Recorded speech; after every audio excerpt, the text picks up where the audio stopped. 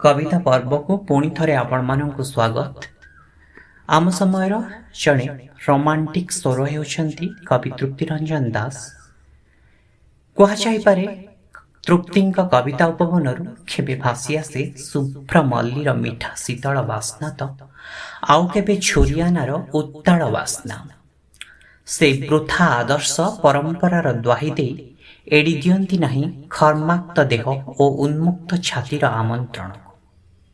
बरं छेतेबेले सभिए सुप्त सेतेबेले से देहर दयजा फिटाई आसी पहुंचती सुरति पाखरे, स्वप्न पाखरे, वास्तवता पाखरे। आसंतु आज तांक कविता बास्नारे आमे भी बास्नायित होई उठिबा।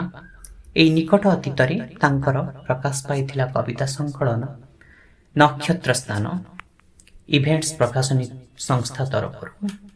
आसंतु से नक्षत्र स्नान एक चमत्कार कविता शुणा।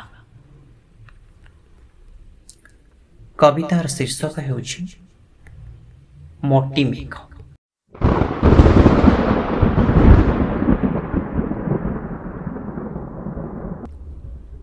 थड़ा थड़ा मेघ वोडाफोन टावर रे लटकी पड़ती। श्रावणी तमे जेमिति पवन को पाकुली करी निजर काया विस्तारी छाड़र अस्त्र मणिचम उठिबा पर्यंत लटकी पड़ मो गलारे मोटी मेघ परी। इंद्रधनु को अंटारे गोड़ाई सेमाने जेतेबेले दूररू आसंती तमे अंटा बिछा पिंध नाभिकु करी श्वासरुद्ध चला पवनर सिटी सिहरी उठंती सेमाने तमे सेतिकी बेले खुंच को जाबुड़ी थर अपमाने। मु ही ओदा हुए छता की वर्षा ती रखेनी छाड़ को नुह चल को भल पाए।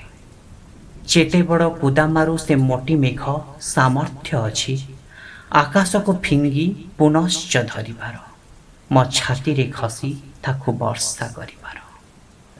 अंधारर सीढ़ी तले नियन आलुअरे से माने आसंती झरका बाहरे छेड़ा हुअंती। बरफटू हेमाड़र बोझ नहीं श्रावणी को तमे हालका लाग आम छातरू वर्षा जाए झरी तमे घर सारा ओड़ी बुल थोड़ा गुंड परी।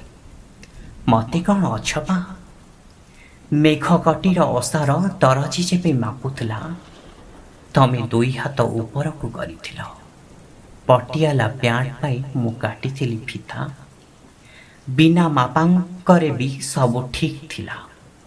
तमे हसिल फर्सा हैला तमे हसिल फर्सा हैला। धन्यवाद, नमस्कार। आज पाई कविता पर्व एतिकी। पुणी आसबि आउ जणे कविंकर कविता को नहीं रहुछि। धन्यवाद।